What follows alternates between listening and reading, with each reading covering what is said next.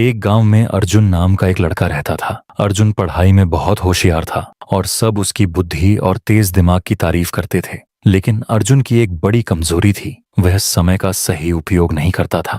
वह अपना ज्यादातर समय दोस्तों के साथ खेलने, मोबाइल पर गेम खेलने और बेकार की बातों में बिताता था। उसके माता पिता ने कई बार उसे समय की कीमत समझाने की कोशिश की, लेकिन अर्जुन को यह बात समझ नहीं आती थी। वह हमेशा सोचता, मेरे पास बहुत समय है, सब कुछ बाद में कर लूंगा, अभी तो मजे करने दो। एक दिन स्कूल में वार्षिक परीक्षा के नतीजे आए। इस बार अर्जुन के नंबर बहुत कम आए, जितनी उम्मीद थी उससे बहुत नीचे।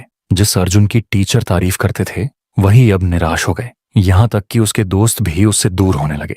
घर लौटकर अर्जुन ने अपने माता पिता को रिपोर्ट कार्ड देखते हुए निराश देखा।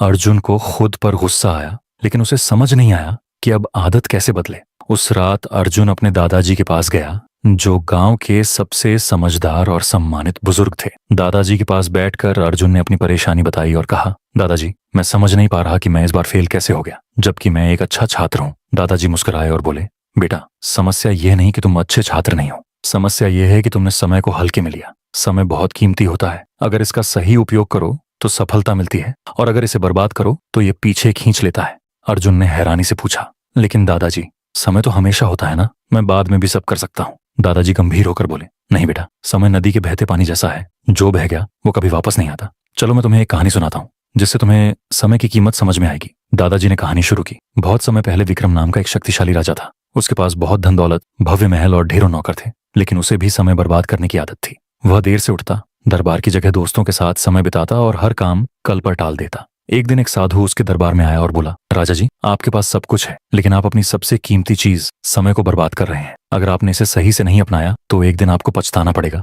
राजा हंसते हुए बोला,